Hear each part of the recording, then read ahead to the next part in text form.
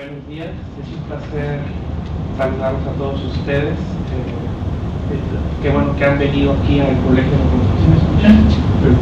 Qué bueno que han venido aquí al Colegio de la Frontera Norte en su Dirección General del Noreste.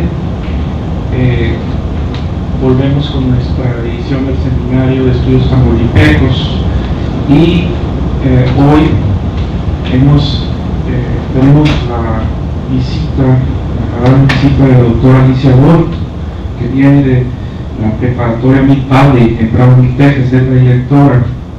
Nos presenta un trabajo en que nos habla que examina cómo los niños que migran de primarias en la frontera norte de México transforman sus retos educativos en las escuelas postmigratorias en los Estados Unidos de América.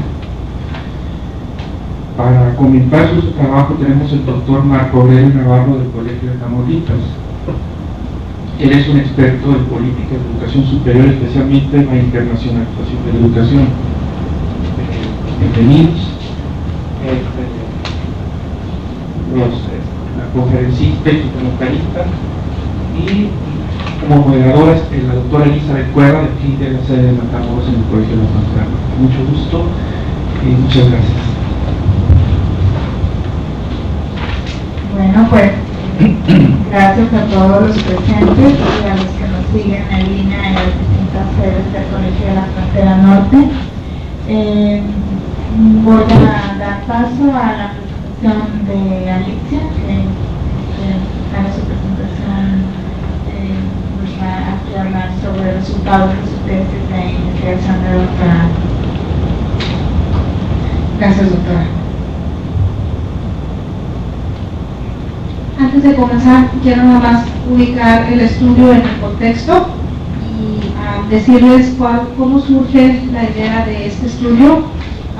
Yo como persona, estudiante que también emigra a los Estados Unidos, pero a nivel postgrado, me he podido dar cuenta que existen muchos retos educativos a los que nos podemos enfrentar cuando hemos estado acostumbrados a un sistema escolar preestablecido. Cuando uno emigra, es como si pudiera ser de otro mundo, y en este caso, cuando como profesionista emigro y me enfrento como maestra en el otro lado, teniendo yo mi carrera como educadora en México,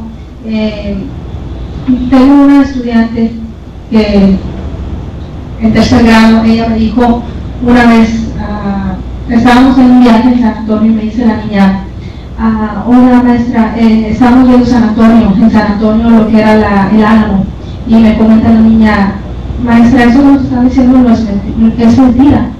Y yo le digo, ¿cómo que es mentira? Obviamente que esta niña ya había estado expuesta a la escolaridad de México, donde la historia era narrada de otra manera. Entonces en ese momento fue como mi momento, porque me puse a pensar muchas cosas en cuanto a qué son lo que los niños que migran, al igual que yo, enfrentan en su escolaridad, en sus trayectorias académicas. Entonces, este estudio, por supuesto que aborda el tema del niño que migra, y aquí como vemos, el niño que emigra de otro país debe ser proveído con esa educación que permita desarrollar tanto sus destrezas como sus capacidades de manera individual. Este apoyo debe ser proveído a través del lenguaje. Micrófono para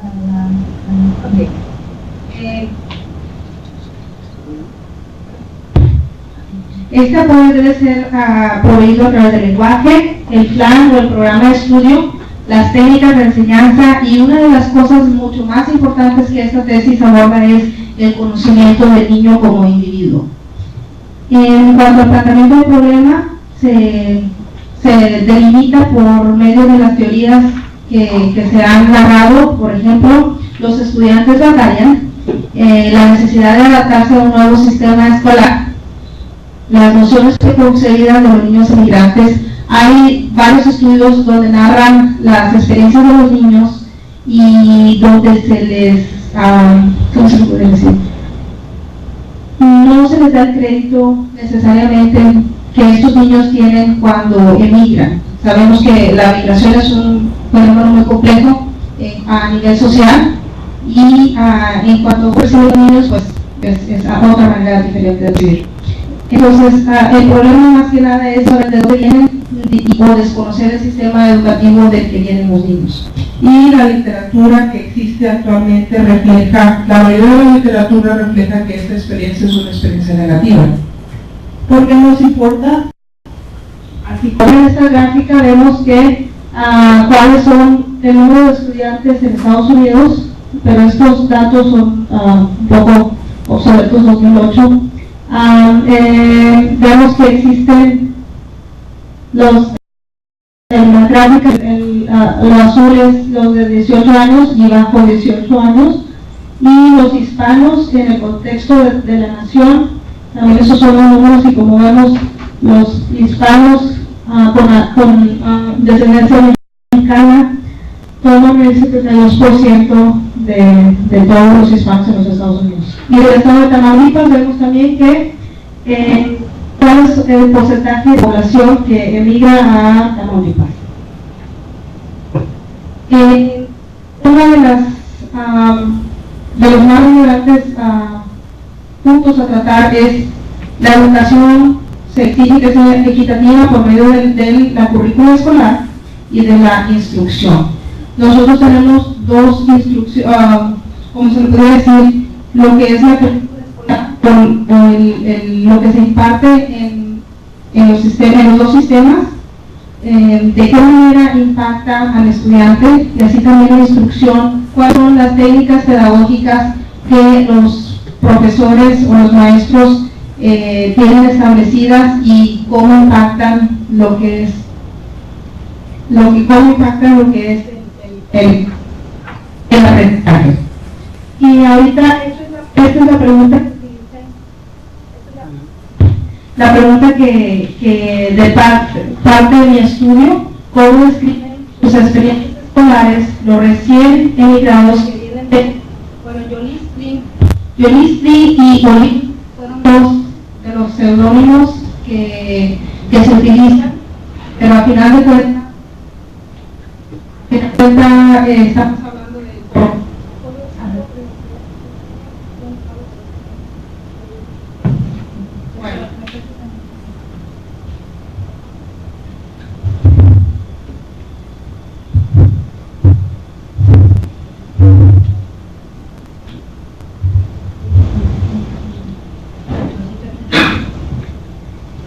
los polillolistas son los seudónimos utilizados, pero y por cuestiones de protección a los niños son utilizados.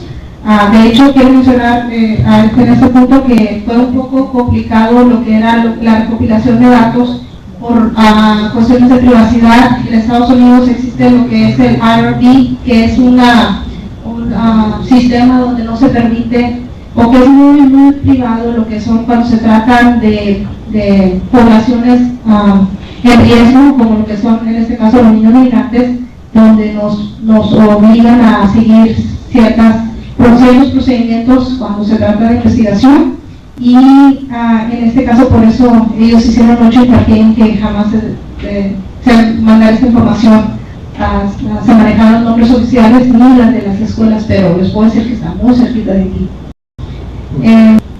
Y bueno, este estudio podría considerarse muy repetitivo a través de las fronteras. Como saben, aquí como es Matamoros, Brownsville, El Paso, Ciudad Juárez, Tijuana, y así.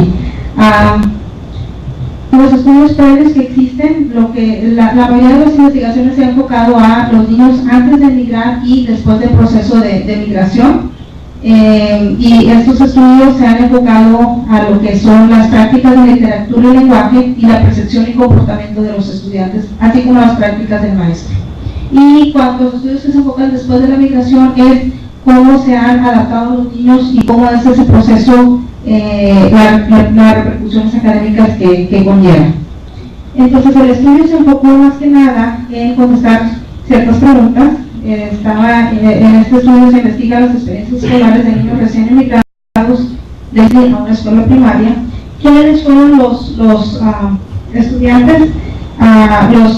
Los que se investigaron fueron los niños considerados recién emigrados de origen mexicano. En este caso, en Estados Unidos se les considera los niños recién emigrados a los que tienen 3 años o menos en el sistema educativo en Estados Unidos, y a ellos se les trata de manera especial, se les proveen ciertas acomodaciones en el sistema educativo, donde, pues, como les comentaba, esta es una de las escuelas aquí en la frontera muy cercana. Esos niños se siguieron de aquí, los que se movían a Estados Unidos y que regresaban.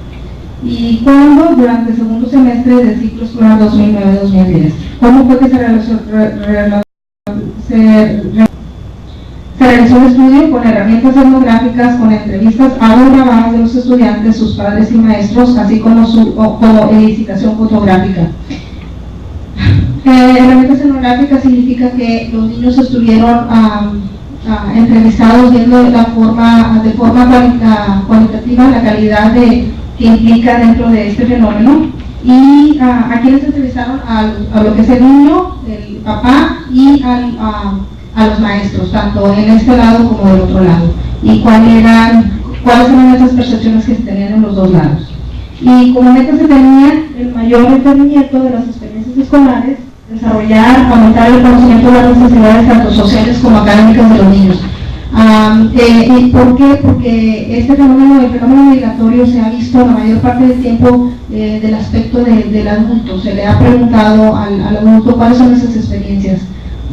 En cuanto a los niños, no existe tanta literatura como debía realizarse, porque al final de cuentas los niños tienen sus percepciones de cómo ven este fenómeno y cómo les impacta su vida, tanto social como académica en este caso. ¿Cuáles fueron los hallazgos? Lo que se encontró con el estudio es que existen varios aspectos que los niños consideran. Lo que hice a grosso modo fue, cuando se entrevistaron a los niños, les dije qué era lo que a ellos les impactaba, qué era lo que a ellos más, al momento de emigrar, qué era lo que se les hacía más importante, ¿verdad? Y los niños lo que contestaban era el lenguaje. Por supuesto, era una de los retos a los que se enfrentaban. De hecho, una de las niñas que llegaron a la escuela donde yo estaba haciendo el estudio estaba en shock y decía que ella no quería estar en esa escuela, que esa escuela era horrible, y le preguntaba a la niña, pues, ¿por qué? Dice, es que no tienen recreo, no hay juegos, ¿verdad? Y entonces esta niña, a final de cuentas, al terminar el estudio, era una de las estudiantes con mayor rendimiento académico, pero esto lo voy a tratar un poquito más adelante. Pero uno de ellos, como les digo, uno de los que más le impacta, por supuesto, es el lenguaje, más sin embargo no es lo más importante para ellos. Y muchos de los estudios dicen que es el lenguaje lo que ellos enfrentan este reto. Y esta es una comparación. Estuve comparando las dos escuelas, tanto allá como aquí, y de los hallazgos, parte de ellos es cómo se enseñaba el idioma, ¿verdad? Como vemos, cómo se impartían las materias. Como vemos en las escuelas aquí, la enseñanza es, por supuesto, en español, con poca exposición al inglés como lengua extranjera. Los estudiantes saben el lenguaje y los padres apoyan a sus hijos en casa. Cuando cruzan hacia el otro lado, esto cambia, ¿verdad? La enseñanza va a ser en español y en inglés en la mayoría de los casos, porque no todas las escuelas ofrecen lo que es la materia en español. El Estado obliga, es de carácter obligatorio hasta segundo grado.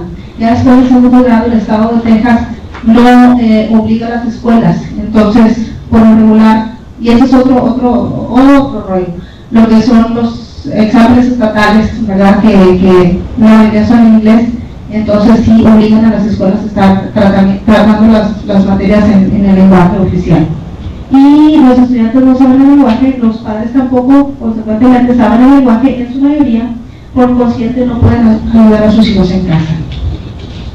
Otro de los aspectos es, y parte del lenguaje es lenguaje como medio de acceso a la instrucción, lenguaje como medio de comunicación y lenguaje como factor de apoyo en el hogar.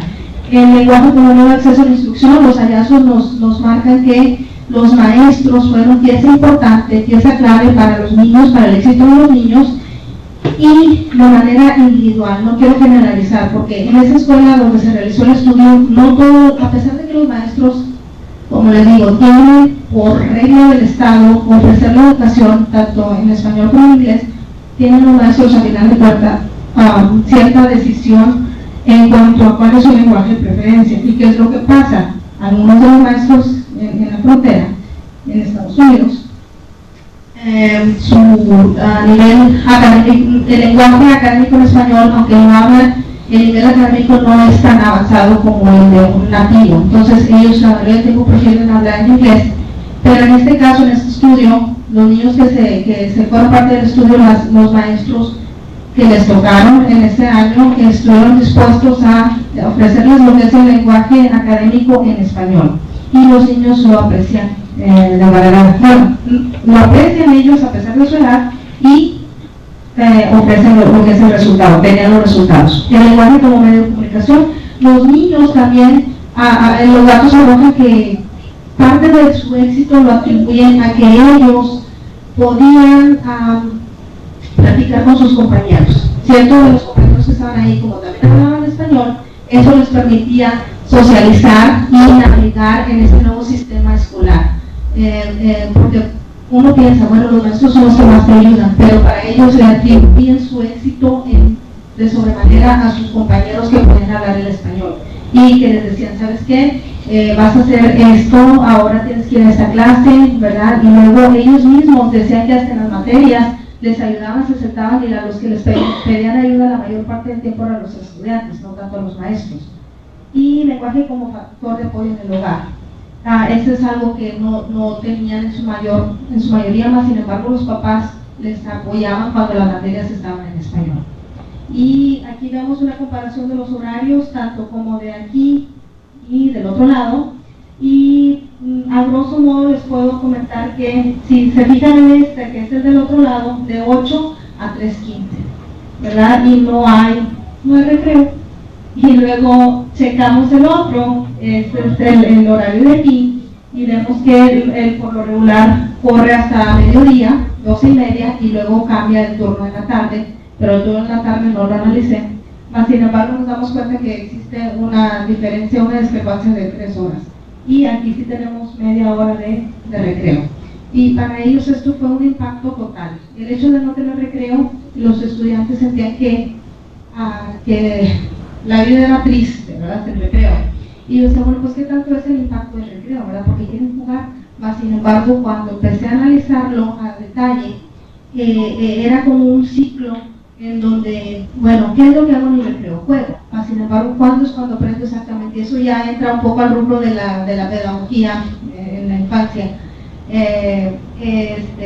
Los niños lo que pasaba era que querían ese tiempo para socializar. ¿Cuándo era cuando ellos aprendían y tenían esas comunicaciones? Era durante el recreo. Entonces, si no tenían el recreo, no podían ayudarse, como que dice, no era tanto por lo que era el juego en sí, ¿verdad? Pero ellos sustituyen, no tienen recreo, más sin embargo empiezan a sustituir este tiempo por educación física. Y ese es otro fenómeno donde dicen, bueno, educación física, pero ese era el único lugar donde ellos tenían ese tiempo de esparcimiento, pero lo estaban sustituyendo. No tengo recreo, pero tengo PE, tengo educación física, ¿verdad? Entonces, ellos no se quedaban con que no hay recreo. No, ellos automáticamente encontraban otro medio para sustituir lo que ya no tenían en la otra escuela. Y luego,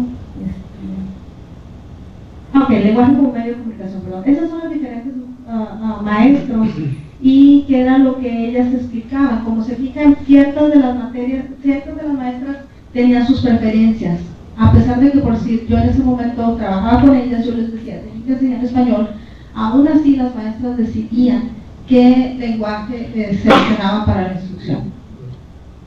Luego, voy a brincarme eso, porque ya hablé también de eso. Estos son todos los retos que los niños mencionaron del lenguaje como reto, como una razón para que me gustara la escuela. ¿verdad? ¿Quién era la que me ayudaba? ¿Los maestros o los estudiantes? Y esa es una parte de la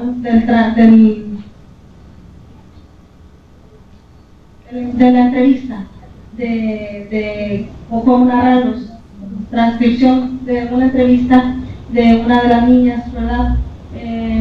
Y es bien interesante porque es la niña que les comentaba que es donde yo comienzo mi estudio, en donde la niña empieza a mencionar cuáles son esos aspectos que ella narra con su mamá. Es bien interesante porque los niños, al momento de que sentían que existía cierto reto, ellos iban inmediatamente con los padres y les comentaban cuál era ese reto, ¿verdad? En este caso, la niña, y eso es bien interesante porque esa es una niña que estaba en una escuela privada. Aquí, cuando va para allá, entra a una escuela pública y le dice: mamá, yo no quiero, yo quiero estar en una escuela de inglés, ¿verdad? Y así como uno pensaría, bueno, pues si vas para allá, ¿verdad? El niño quisiera seguir aprendiendo español.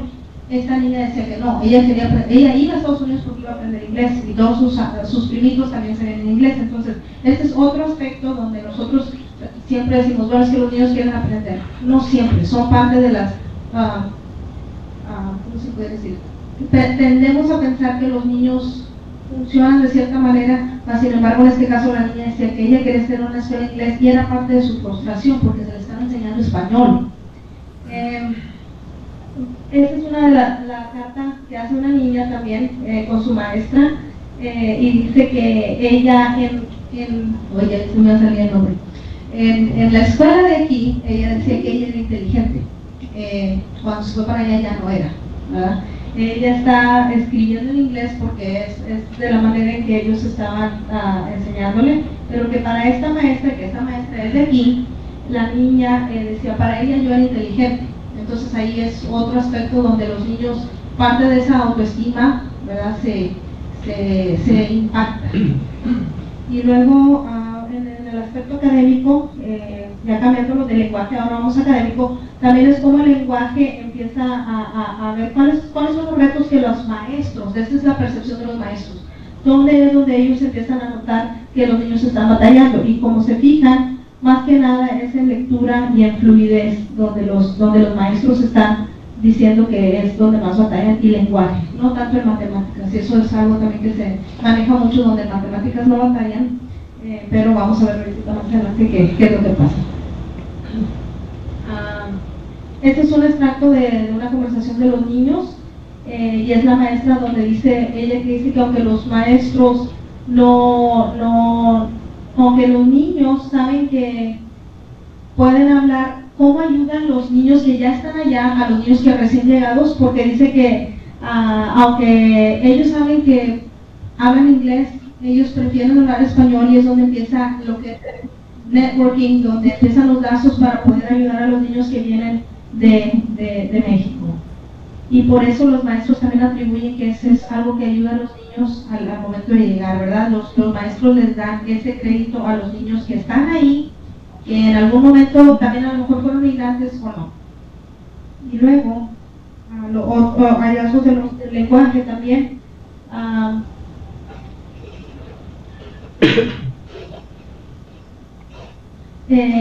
Aunque los niños también saben que las prácticas que les ayudan más es que los maestros hablen el español al momento de la instrucción. Después, parte de las materias, ¿verdad? Vemos las diferencias entre lo que es de este lado y de aquel lado, ¿verdad? En específico la matemática, como aunque se dice que es universalmente una materia, es una materia universal, hay ciertos procedimientos que sabemos que no son los mismos, ¿verdad? Y explica a detalle lo que los niños mismos, un fenómeno bien interesante es cuando los niños empiezan a investigar, a enfrentar esas diferencias, ellos se los comunican inmediatamente a los papás, y los papás se acercan con los profesores y les dicen, oiga, así no es, ¿verdad? A mi hijo, esta es la manera, o sea, los papás bien aventados, se acercaron a los maestros y les dijeron que sus niños lo habían aprendido la edición de otra manera.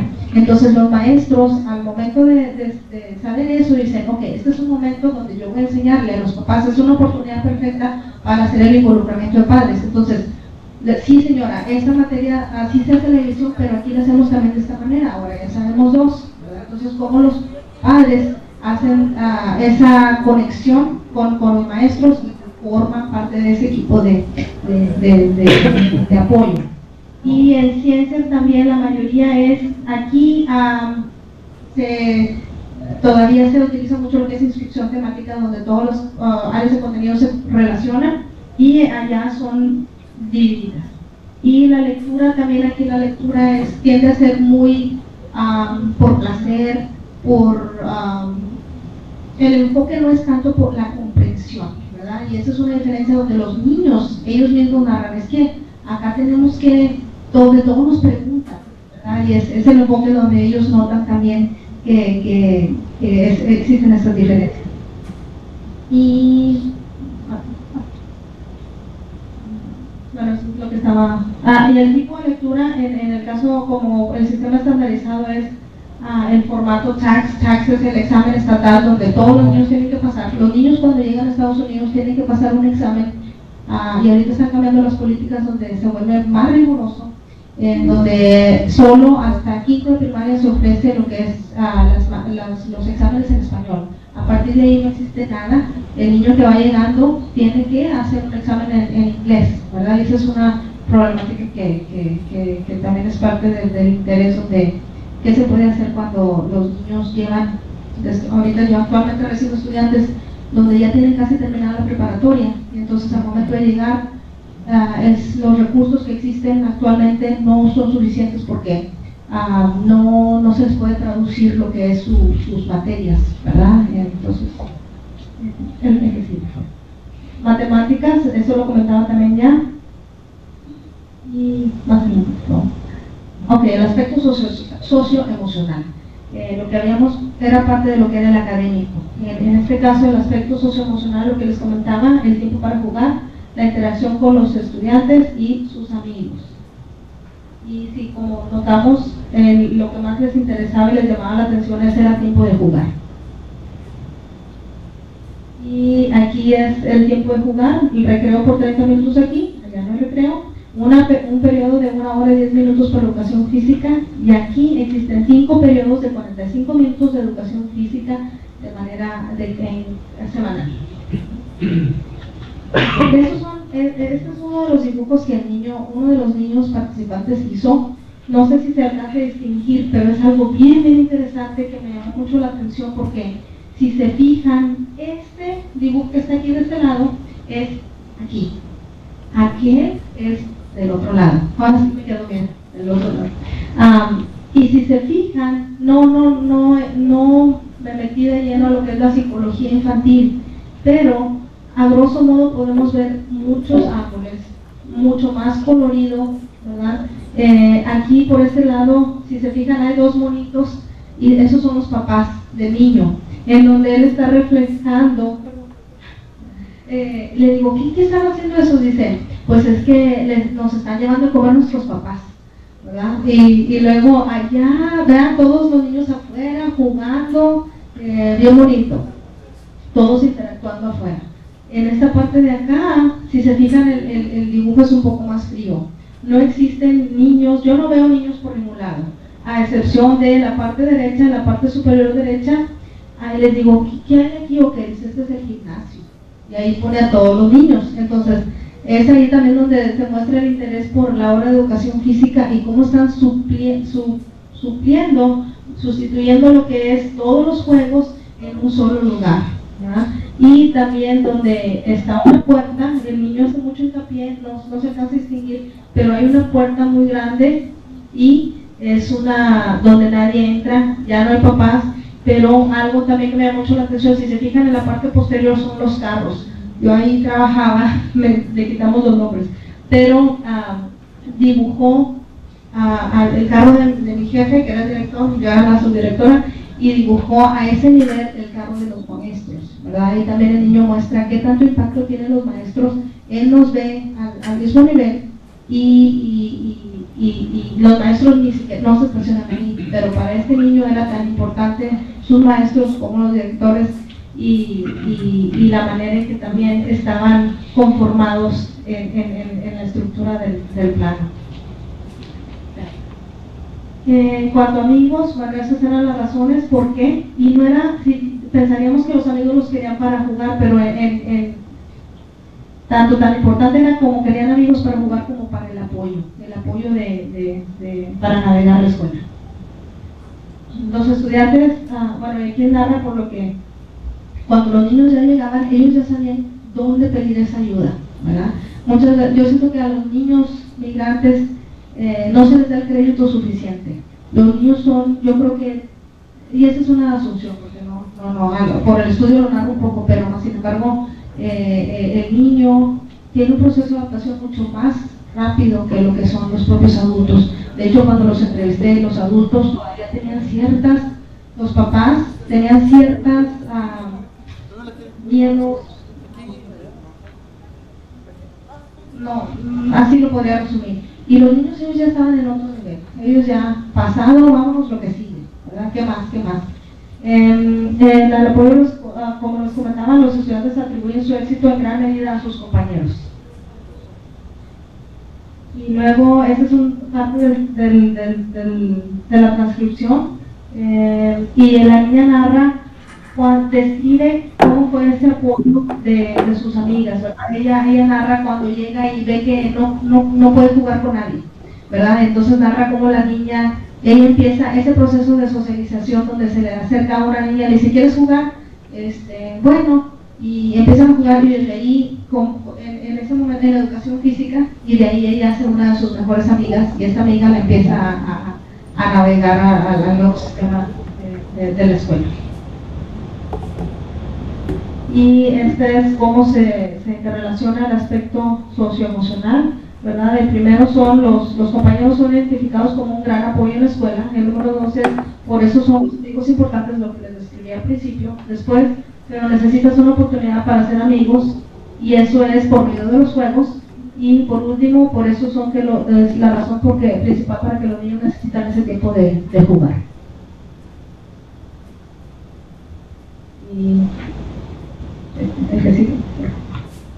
Y parte de las conclusiones, debemos dejar detrás el modelo de la deficiencia, y esto pasa no solamente, como les digo, el contexto podría ser en este caso en Estados Unidos, más sin embargo, como estoy analizando también cuando los niños que regresan de Estados Unidos, qué es lo que pasa con ellos, ¿verdad? Y se les atribuye lo que es a quién culpar por el logro o no académico de estos niños, ¿verdad?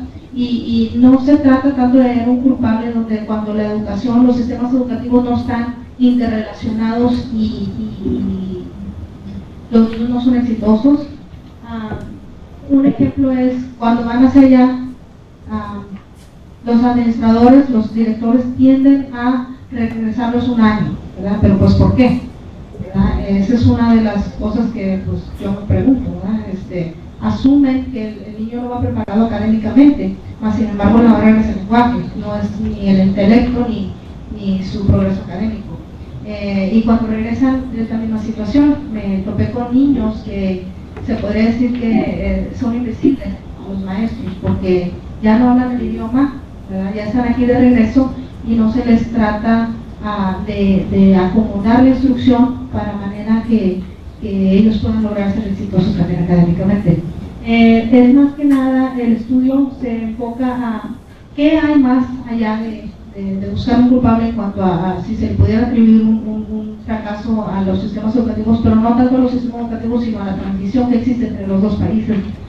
Y que el niño es un individuo que conlleva destrezas y habilidades específicas, las cuales se utilizan en contextos educativos complejos. Como les comentaba, el niño tiene un poder de adaptación increíble, y es más uno de adulto el que no logra funcionar de manera tan rápida como los niños. En este caso, los niños en este estudio prueban que esos retos, esos límites no existen para ellos. Ellos, ok, no hay recreo, educación física, no hablan mi idioma, bueno, me consigo a alguien que me ayude. Otro de los participantes, él tenía una maestra que no hablaba el español, y lo que hizo ese niño increíblemente, empezó a desarrollar técnicas que luego yo me relacioné con ellas, porque también eso yo lo experimenté, donde cuando tus papás no hablan el idioma, ¿qué es lo que puedes hacer? ¿Verdad? Yo recuerdo que me tenía que aprender palabras en inglés. Me grababa en una grabadora de las de antes y luego yo las repetía, ¿verdad? Entonces son procesos de adaptación, técnicas de aprendizaje que uno puede desarrollar como niño sin que nadie te lo diga, ¿verdad? Pero que uno tiene que hacer para la vida de lograr aprender el idioma. Y estos niños también, esto es uno de ellos de los que este niño prueba que pues yo escribo esta palabra y luego si no me la sé, luego la busco en el diccionario y luego regreso y luego busco la palabra en contexto hasta que yo le entienda la idea. Entonces nadie se lo dijo, ni las maestras, solito el niño, él sabía cómo, de qué manera. Y el niño considera como reto aprender inglés, pero es un reto que sabe que puede alcanzar con la ayuda de maestros y compañeros, y no es que el niño no quiera funcionar como parte del día. Y eso es, este punto se enfoca más que nada también a lo que son los administradores o los maestros. Cuando dices, es que esa maestra de esta niña que llegó llorando me dice, oye, es que no quiere aprender. Digo, no. ¿Qué es lo que está pasando con la niña? ¿Verdad? O sea, acaba de cambiar de país, acaba de cambiar de casa, la casa no es la misma, los papás que ya estaba acostumbrado a un nivel socioeconómico donde ahora regresa y ahora está en Estados Unidos y no tiene lo mismo. Son muchísimas cosas las que están en juego y entonces está más que nada en el hecho de entender a los niños qué es por lo que están pasando y poder entonces intervenir. Y no es que el niño no se comporte, en su escuela anterior las estructuras de participación y comportamiento eran diferentes, no es que el niño no quiera aprender, las maestras que le enseñaban antes tenían diferentes técnicas de enseñanza, eso es otra cosa. Mientras más similares sean los sistemas educativos, mejor transición entre las escuelas. Y bueno, hay no que la recomendación es conservar el lenguaje natal de los niños que migran, tanto aquí como allá. Tratar de conocer la currícula del sistema educativo mexicano también, de los dos países, para poder saber con qué bases educativas vienen y de ahí retomar la escolaridad del niño y el comunicar las expectativas de la nueva escuela a los padres y a los niños. Y seguir entrenando maestros con estrategias para enseñar el segundo idioma y aplica para los dos países. Exponer a todos los que participan en la educación de los niños que migran a Estados Unidos en la manera en que se provee el apoyo tanto académico como social y emocional. Informar de manera clara y concisa a los padres de familia de las nuevas expectativas escolares. Como decía, no es tanto, qué tanto es ignorancia y qué tanto es que no se quiera saber acerca de la complejidad de este fenómeno de migración de los niños. Proveer un tiempo donde los niños puedan interactuar de manera menos estructurada, proveer oportunidades donde los niños se apoyen entre ellos mismos, entablar sistemas de enlace donde los maestros se puedan comunicar las estrategias de enseñanza con los otros maestros de donde vienen las escuelas. Y ya, y nada más es lo que una maestra escribe, ¿verdad? Que siempre tiene importante, donde si no escuchas lo que los niños quieren decir, vas a perder muchísimas oportunidades. En este caso los niños prueban que porque ellos fueron lo suficientemente valientes como para expresar, ¿sabes qué? Esto a mí no me lo enseñaban así, ¿sabes qué? Esto era de manera diferente. Si no hubiera sido porque los niños expresaron esas diferencias, los maestros nunca hubieran dicho, no hubiera pasado nada, ¿verdad? Entonces ese es el crédito para el valor de los niños cuando ellos emigran. Y a grosso modo es todo, porque me tomó mucho tiempo y es media hora. Gracias.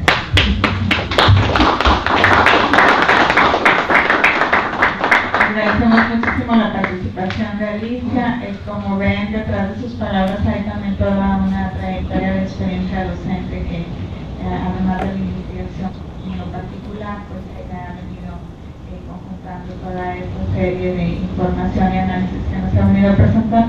Bueno, pues ahora cedo la palabra al doctor Marco Aurelio Navarro, que nos visita, y agradecemos muchísimo del Colegio de Tamaulipas. Buenos días a todos. Para empezar, yo agradezco a la doctora Alicia Bolt la amabilidad que tuvo para invitarme a compartir su trabajo. Y segundo, también porque me dio la oportunidad de conocer las instalaciones del colegio. y revisitar amigos, algunos digitales y algunos presenciales. Me refiero como al doctor que nos conocíamos solamente por internet y ahora ya tenemos el gusto de conocernos personalmente.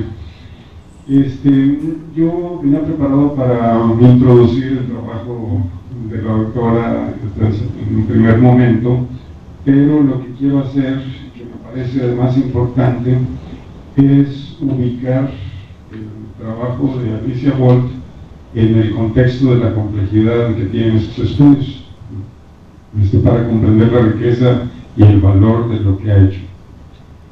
Estudiar a las migraciones, el fenómeno migratorio es un problema de estudio complejo.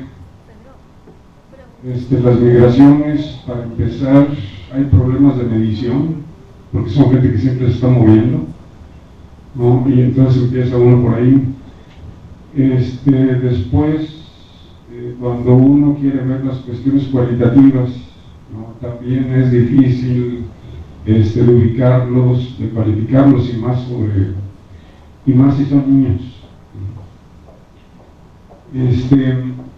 A veces con el fenómeno migratorio se está poniendo ahora en crisis como objeto de investigación, porque la globalización ha incrementado estos flujos, ¿no? La nueva estructura económica con la cual hay muchas empresas que empiezan a trabajar y operar de manera transnacional, ya sea dividiendo las partes de su producción o instalando sus procesos productivos en distintos lugares, ¿no? Ha hecho que aquellos fenómenos de migración agrícola que antes teníamos se hayan diversificado, ¿no? Y ahora también en otros sectores de la economía los estamos viendo.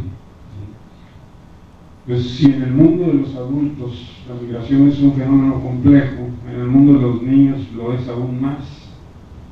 En México no sabemos exactamente cuántos niños son los que nos están regresando cada año. Hay alguna contabilidad de CONAPO, ¿no? Que los ubica en 30,000 en lo que va del año, en lo que va de este año, y hay otros que dan cifras de alrededor de 40,000.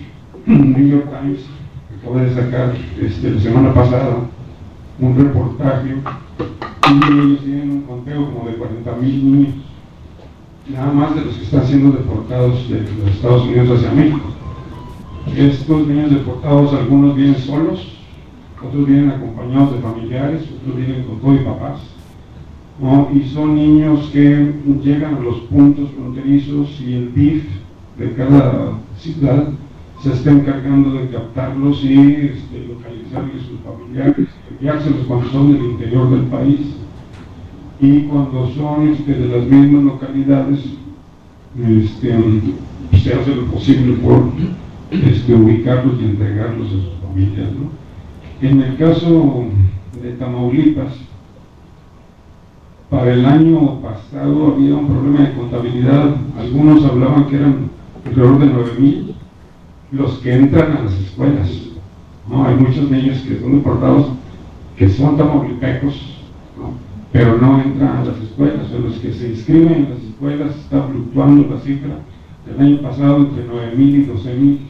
No se sabe exactamente cuántos son, porque hay un problema de contabilidad de la forma EVA 911, no sé si ustedes, algunos, es una forma con la cual se captan las estadísticas de las escuelas.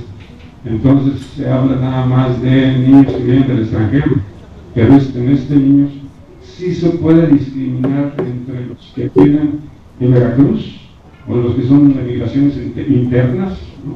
Que hay muchos veracruzanos que se están quedando aquí en las ciudades fronterizas, o niños de Puebla, o niños de San Luis, o de otros estados, ¿no? Pero después vienen niños que vienen del extranjero, entonces están captando ahí no solo los que vienen de Estados Unidos, sino también los que vienen de Corea, de China, de todos los que vienen con las maquiladoras, las familias que vienen con las maquiladoras que traen a sus niños también los están captando ahí, de tal manera que entonces en la estadística de las escuelas, no hay escuelas pues que están, por ejemplo, en esta zona de maquiladoras que nos reportan muchos niños extranjeros, que reportan, a mí no me reportan, no sé cómo trabajan en esta pero bueno, para los estudiosos nos reportan distintos números. Entonces, cuando uno va a la escuela a investigar con el director de la escuela y preguntarle, bueno, ¿cuántos niños con experiencia escolar previa en los Estados Unidos tienen?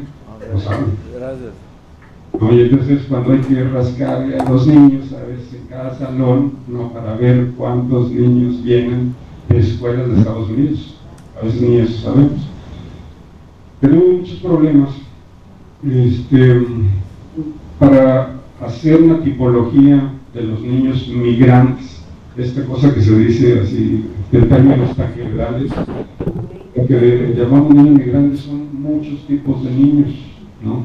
Hay desde los niños que viajan con sus papás en las pistas, ¿no? Y son de estación, ¿no? Y esos son invisibles, tanto los papás como los niños, es decir, como son indocumentados, tratan de pasar desapercibidos, ¿no? Se dice que son invisibles, ¿no? Y esos niños, como van en las caravanas de los pescadores indocumentados, no entran a la escuela o eventualmente están un mes en una, el siguiente mes en otra, y después regresan con toda la caravana de las estaciones.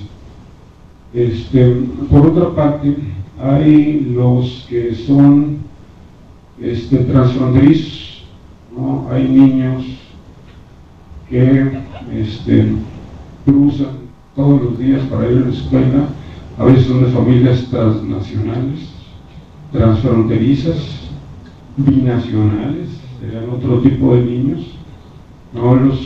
Hay las familias de origen mexicano, vamos a ver latino, que nacieron desde que aquella parte de Texas era México, ¿no? Y que conservan ahí, y todavía hay quienes conservan tierras de ambos lados del río, ¿no? Si hay ranchos que tienen hectáreas de un lado y hectáreas de otro lado y comparten las bombas de agua, comparten cosas, ¿no? Unos hermanos de la familia se encargan de un lado del rancho y otros del otro lado.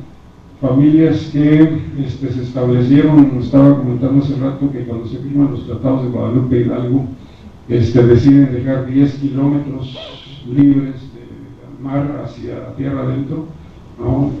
Totalmente libres para que las familias puedan visitarse, ¿no? Claro que además de las visitas de las familias también había un sinnúmero de cruces de distinto tipo, estamos hablando de 1800 y pico, ¿no?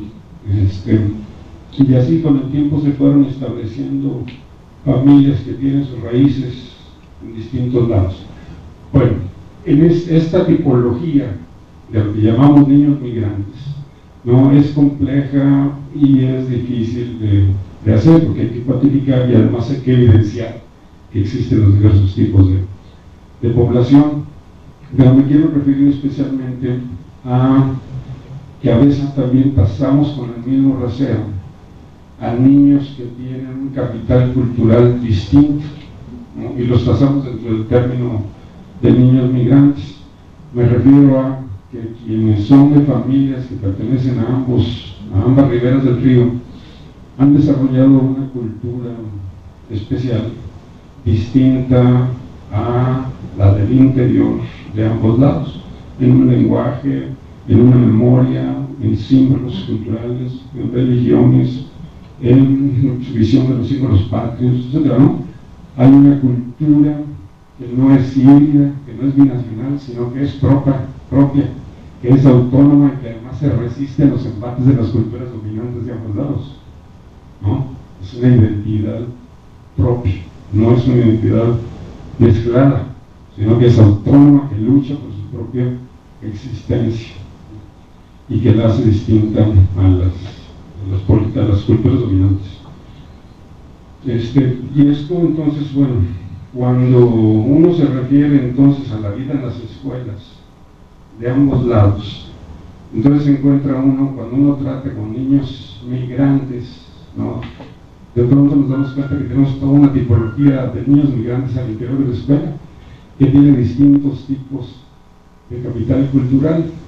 Generalmente termina uno con una visión como pesimista sobre lo que la escuela puede hacer por estos niños, ¿no? Y uno dice, es que la escuela, en los términos en que las tenemos, no va a responder a las necesidades culturales, a las necesidades académicas y educativas que tienen estos niños, ni las de aquí ni las de allá, ¿no? Porque sus necesidades educativas son tan especiales y tan distintas a las que tienen los demás niños que están en la misma escuela, que a veces se piensa que la respuesta sería que existieran escuelas especiales, ¿no?, para migrantes, como se han desarrollado también escuelas ya para otros grupos vulnerables, ¿no?, como las escuelas que hay para los indígenas, que les llaman multiculturales, ¿no? A lo mejor convendría, hay quienes piensan que convendría como que tener escuelas de concentración para niños que vienen con experiencia escolar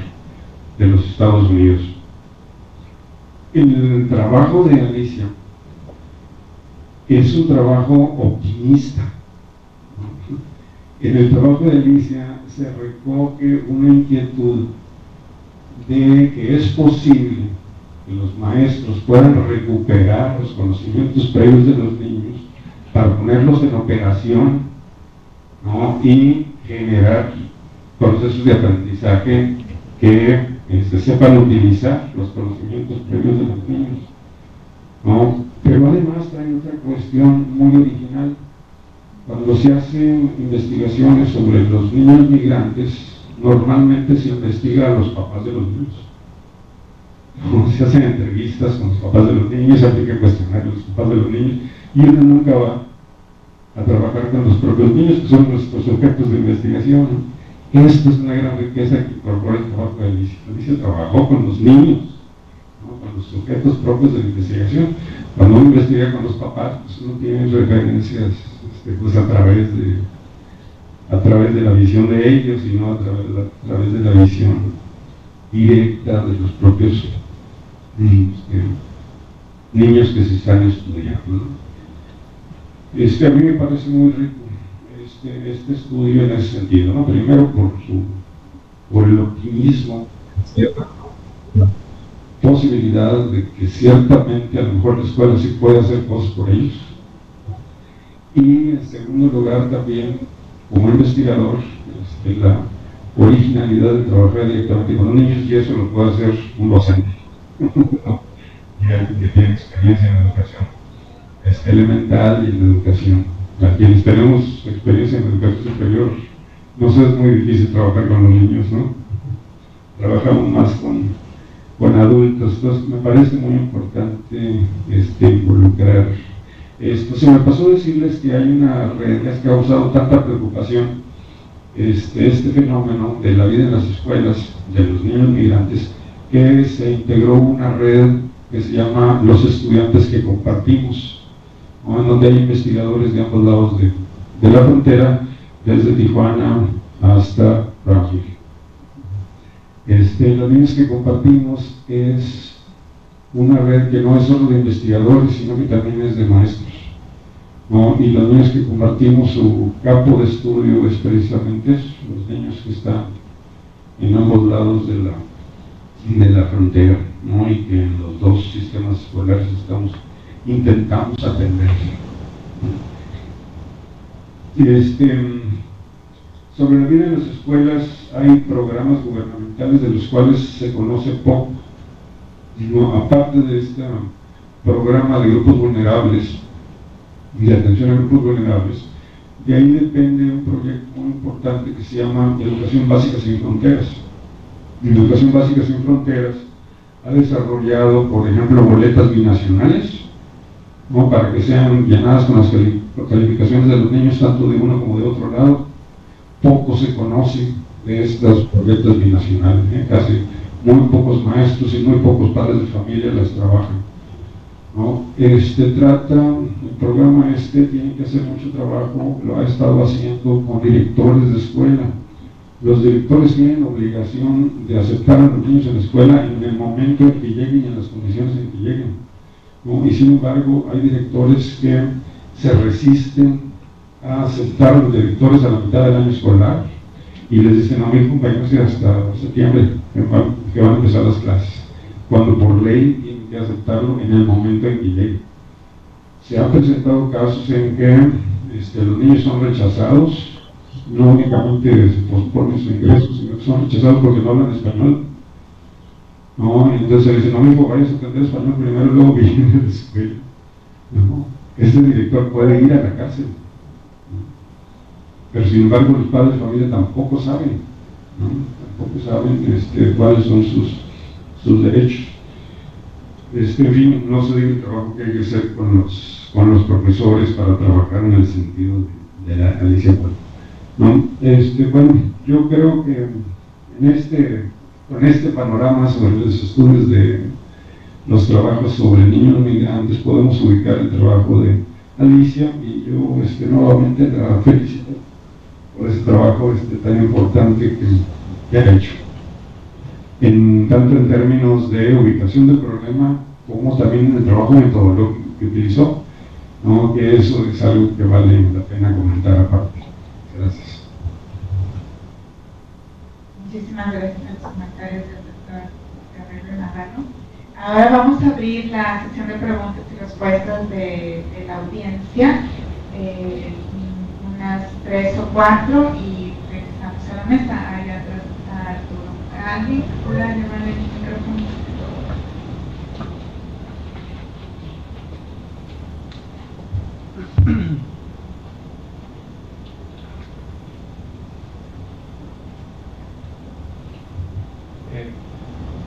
Buenas tardes. Tengo una pregunta para la doctora. ¿Qué acciones se han llevado a cabo en la MIPALE para facilitar la socialización? No sé hasta qué punto este estudio ha servido para tomar ciertas acciones dentro del trabajo de directora, después de todo.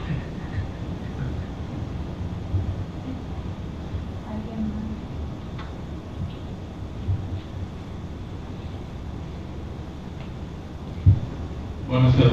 También para la doctora Alicia, ¿a qué se atribuye, siendo que la migración es un fenómeno recurrente o ya estable, que tanto las instituciones educativas como los sistemas educativos no han implementado de una manera más sólida una respuesta a esto?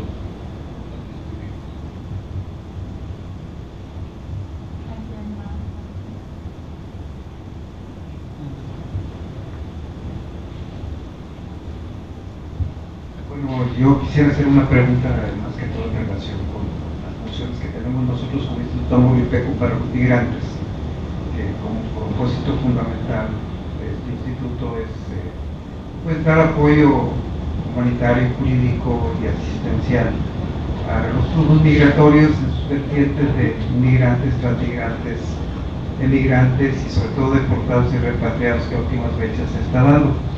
La pregunta es lo siguiente. Es muy claro todo lo que expuso la doctora Alicia Borg. En verdad que pues, hay muchas cosas que uno desconoce, sobre todo en el aspecto de las técnicas educativas que se siguen para subsanar este tipo de situaciones que se pretenden o que se dan cuando se da el flujo migratorio. Pero mi pregunta es en el sentido precisamente de los flujos migratorios, que principalmente y a últimas fechas han tenido cierto énfasis en el pueblo, principalmente en el pueblo de México. ¿Qué sucede en el caso de los menores que cruzan la frontera?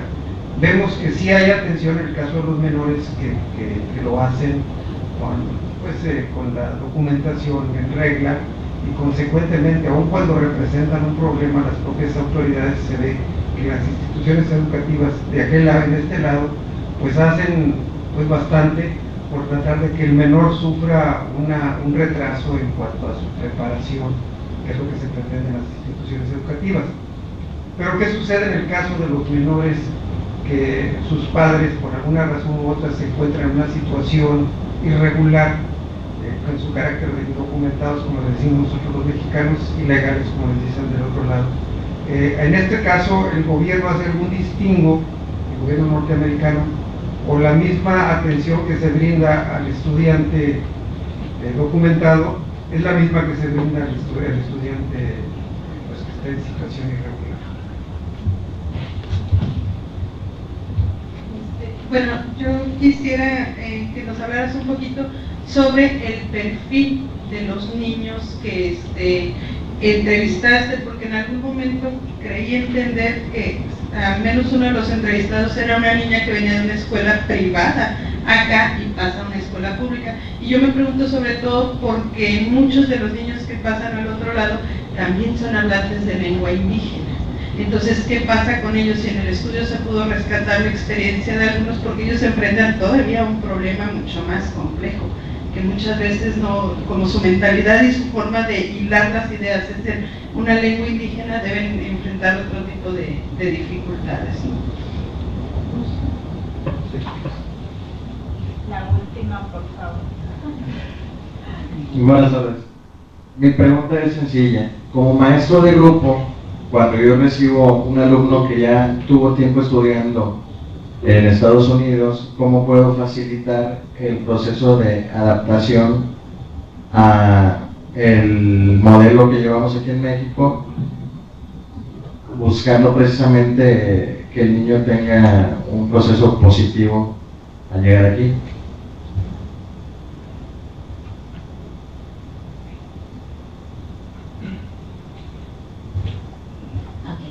Bien interesante. Su pregunta es la pregunta de los 64 millones, pero lo voy a tratar de contestar. Es que de hecho todas se relacionan. La primera, el doctor Zárate, en cuanto a qué es lo que se hace, porque es, yo creo, parte importante de la investigación educativa, la aplicación, ¿verdad? No solamente el qué bonito los números de la presentación, pero de qué manera uno va a formar parte de ese apoyo, ¿verdad? Y ahorita como en la posición de dirección de una escuela preparatoria, estaba comentándole al doctor Navarro que estamos ahorita, a lo mejor por la situación que se enfrenta a la frontera, estamos recibiendo un flujo de migrantes de forma muy apresurada y los números están incrementándose. Entonces las escuelas ahorita, la escuela tipo, prototipo, no sabe, es falta de conocimiento, porque si realmente se tiene esa devoción por ayudar, sí se pueden lograr muchas cosas. Un ejemplo de lo que ahorita, por si tengo 5 estudiantes que vienen llegando de México y no saben nada de inglés. Entonces, ¿qué es lo que pasa? Los maestros, pues si no saben inglés, pues que se regresen.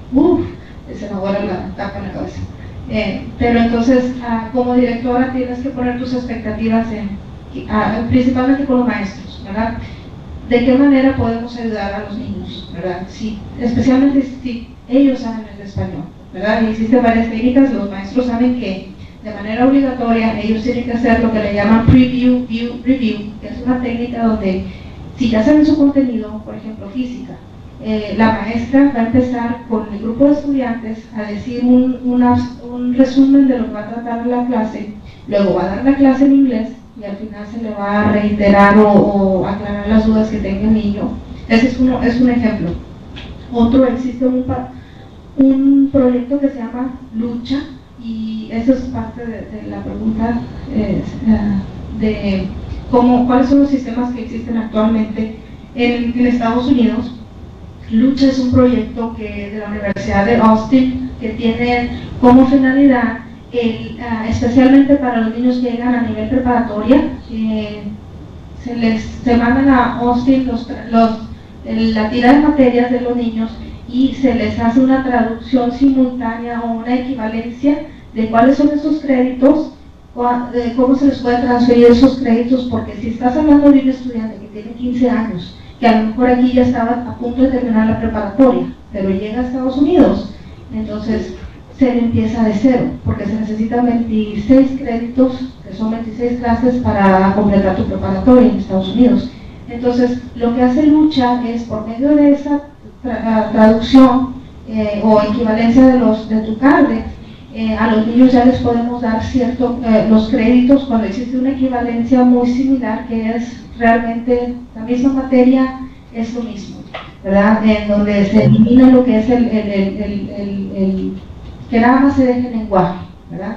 También todas las instituciones educativas, al menos en el estado de Texas, tienen por ley federal y estatal el proveer ese apoyo, y se les da fondos también para poder subsanar lo que es el gasto de, por decir,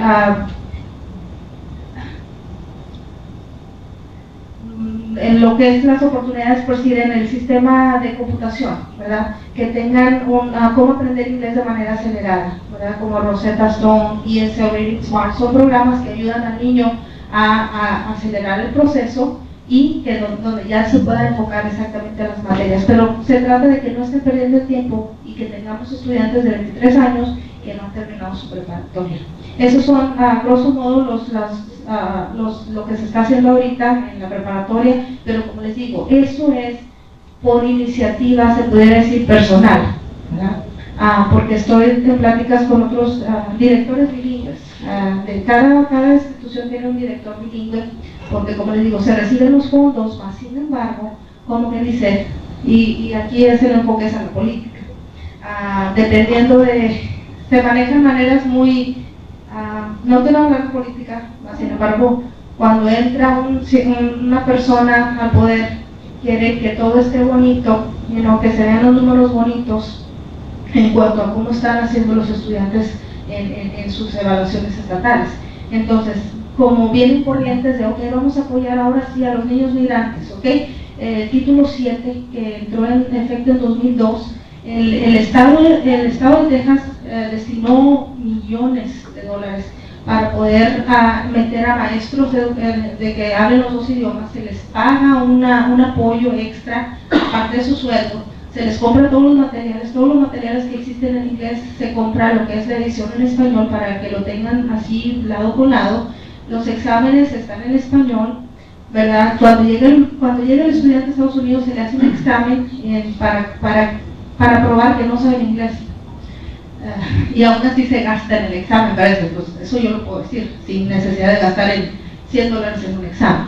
Mas, sin embargo, ese examen lo que hace es que el niño se identifique como limitado en el inglés y se les empiece, al momento de que ese niño se identifique que no sabe inglés, el Estado te dobla la cantidad que te da para apoyar al niño. Por si el Estado te da $100 por día por cada niño. Por un niño que no sepa el idioma te va a dar $200, ¿verdad? Entonces, las escuelas obviamente se benefician de los niños que no saben inglés, más sin embargo, ¿cómo se traduce eso en apoyo académico?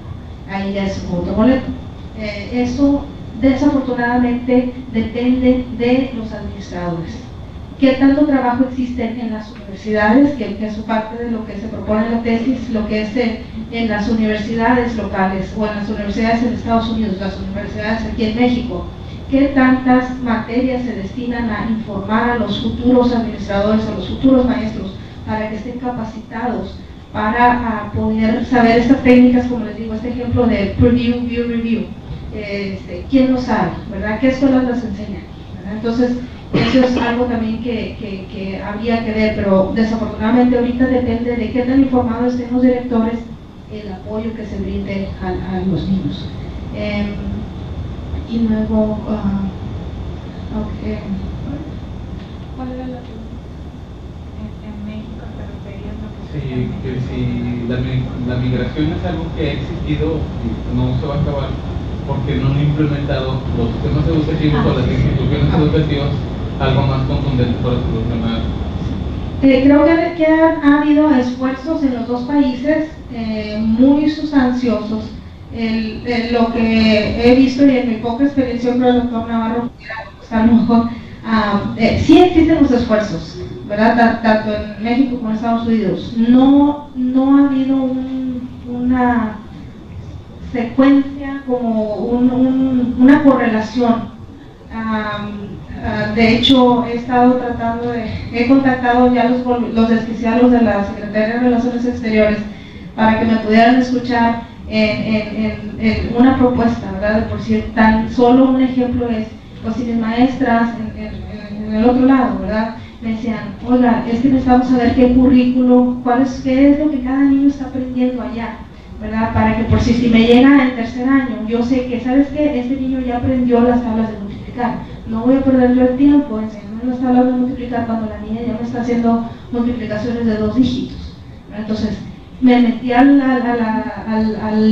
enlace de la Secretaría de Educación Pública y a lo mejor porque no estuve en la dirección exacta, más sin embargo no pude tener acceso a esa información, ¿verdad? Entonces, en la de Texas está el sitio internet disponible, ¿verdad? Más sin embargo, sí falta lo que es la conexión entre los dos gobiernos, los dos sistemas educativos, ¿verdad? Hay esfuerzos, hay buena voluntad, pero yo creo que faltaría un poquitito de encontrar, ok, vamos a juntarnos. Sí ha habido, existió una, con el gobierno de, ya no me acuerdo, ya me quemé la neurona después del doctorado, pero existe un tratado donde de hecho había un acuerdo entre las dos naciones para poder brindar el apoyo necesario en cuanto a procedimientos, y parte de ese resultado fue lo que comentaba el doctor Navarro, la tarjeta,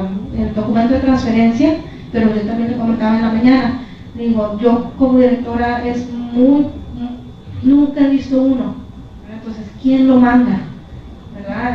¿Dónde se pierde ese documento de transferencia? Porque sería muy útil para mí recibirlo, ok, bueno, el niño va más o menos aquí, nada más, sin embargo no sería suficiente, pero es un esfuerzo válido.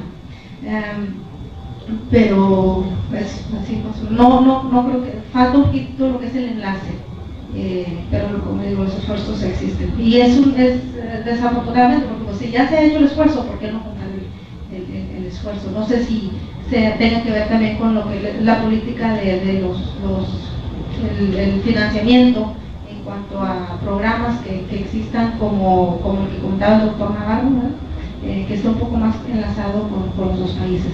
En cuanto a la pregunta del tipo, el perfil del niño, estos niños en su mayoría eran estudiantes que venían recién llegados de aquí, nada más. No cubría lo que eran otros estados de hecho nada más de la comunidad de aquí de la frontera. No tenía yo ningún participante, pero sí, porque ese es otro estudio, ¿verdad? En donde el niño batalle con un dialecto, pero era más que nada los participantes niños, pero sí había la combinación de estudiantes de escuelas públicas, privadas, de públicas, porque si había una diferencia, y no sé, esto es asumir, pero la niña que estaba en una escuela privada, hice otras entrevistas al final del año, la niña ya no hablaba español. Muy interesante, ¿okay? Aunque estaba batallando bastante al principio, cuando le estaba haciendo las preguntas en español a la niña, le digo, oye, esto y el otro, todo no está en inglés, y le volví a preguntar en español y me seguía contestando en inglés, y yo, oye, ¿qué pasó? ¿Qué me pero así es, y ese es también otro estudio, ¿verdad? Con la pérdida del lenguaje natal y todo lo que conlleva, porque eso impacta no solamente a la escuela, más sin embargo lo que es el contexto familiar. Los niños pierden de manera sumamente rápida, dijera yo, su idioma y ya no tienen manera de comunicarse ni con su propia familia, desafortunadamente, y eso me pasa a mí. Igual, perdón, como maestro, ¿qué podemos hacer? Recomendaciones, y voy a hablar de las maestras del estudio. Las maestras que participaron en el estudio, 2 de ellas fueron las que abordé más. Todo el estudio lo desarrollé por medio de estas 2 maestras, donde no era tanto lo que la escuela ofrecía, es ir un poco más allá de lo que las escuelas estaban ofreciendo, como decía el doctor Navarro, es qué iniciativa tienen los maestros para poder brindar ese apoyo, y no tanto era el que sepan, porque estas 2 maestras en particular tenían su licenciatura, querían incursar una maestría después del estudio porque se interesaron mucho, queremos saber más, ¿verdad? Yo lo que les podía les enseñaba esta técnica, esta otra técnica, y las utilizaban inmediatamente, pero era más que nada una disposición, la disposición, ser abiertos a qué más puedo hacer, ¿verdad? Solamente más técnicamente sería a lo mejor, yo también comentaba, como lo estamos haciendo allá, la maestra que tengo yo de español a nivel preparatoria, yo le pido a esa maestra que me apoye con esos niños, ¿verdad? Aparte de la clase que ella da, que me apoye con los niños a seguirlos a donde vayan, ella va y les da ese apoyo, ¿verdad? Entonces, en el caso también lo veo de aquí, ¿verdad? Si hay maestros de inglés, ¿verdad? Que pudiera haber, y yo creo sería más con el director, ¿verdad? Que pudiera haber esa oportunidad para los niños, que si pues el maestro de inglés ya sabe inglés, ¿por qué no me echa la mano con el niño, ¿verdad? En específico a lo básico, ¿verdad? Porque, como les digo, si necesitan muy poquita ayuda a los niños, porque ellos están corriendo, ¿verdad? Es nada más el empujoncito, pero algo así sería un ejemplo, ¿verdad? De lo que podemos hacer. También encontrar los materiales a lo mejor en inglés, porque parece que lo más importante es que el niño aprenda el contenido, independientemente del idioma, ¿verdad? El idioma eventualmente, si el niño regresa, obviamente que se va a volver a acoplar, va a tomar a lo mejor un tiempo, pero se va a volver a acoplar porque el idioma que va a estar escuchando la mayor parte del tiempo va a ser el español, ¿verdad? Y es también algo, la contraparte en Estados Unidos, que pasa cuando el niño se va para allá, pues ¿qué es lo que más se escucha? Las caricaturas en inglés, y lo que escuchan en la clase se les da, pero no lo ponen tanto en práctica, porque es tanto lo que se produce a lo que estoy como el receptor, ¿verdad? Eso sería un ejemplo. Y, perdón, me está faltando una pregunta. Oye, no sé, te pregunto. O sea, no inmigrantes. Sí, no nada más era en relación así en los programas que se aplican en las instituciones educativas, se hace alguna distinción con los menores que son migrantes documentados para con los indocumentados, o para todos es un trato similar. Sí, ¿no? Qué bonito. No, hablando técnicamente, la ley en el estado de Texas no permite que exista, se pudiera decir, una diferencia.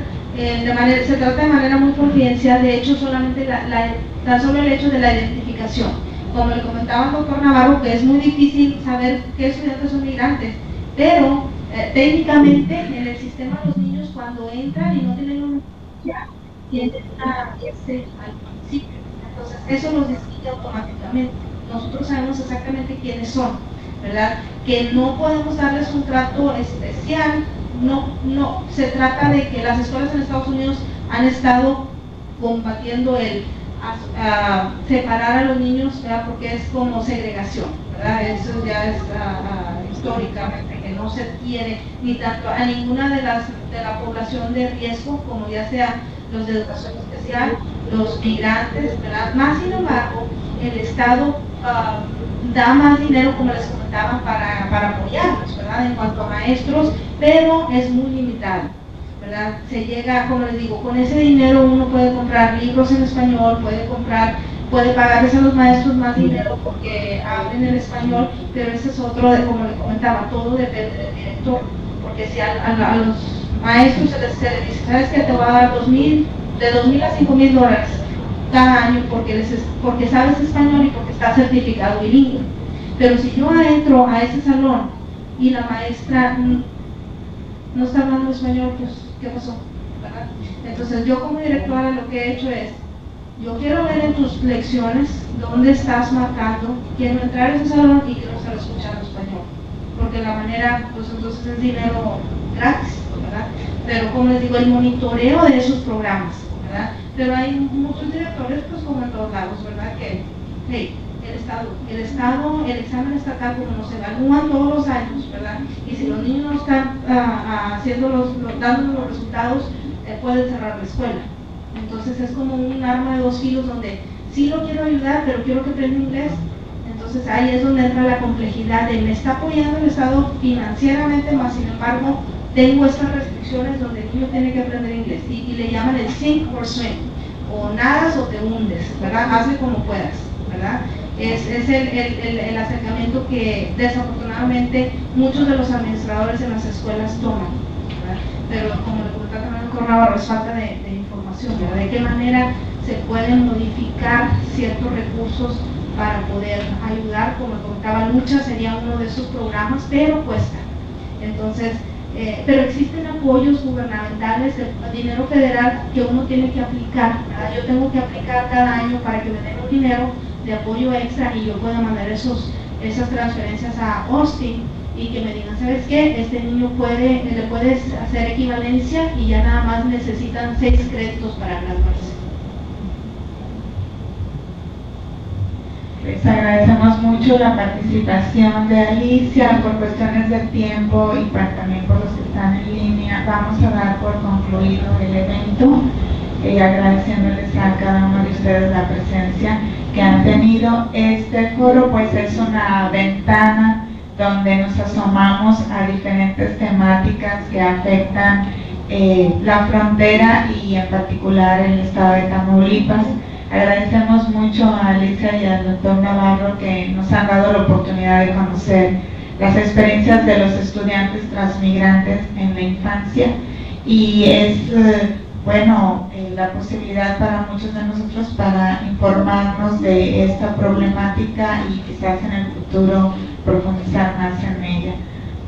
Doctora, esta última cosa que nos haga favor de dar las constantes.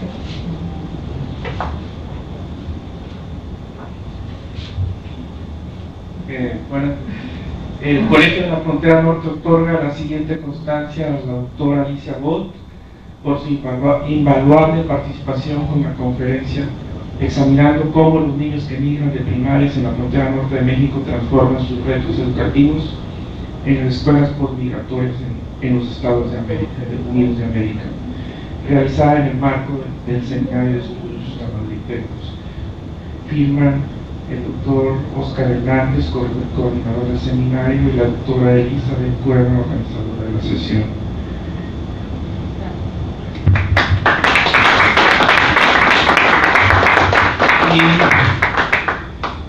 Y también esta constancia del doctor Marco Aurelio Navarro por su participación como comentarista en la sesión.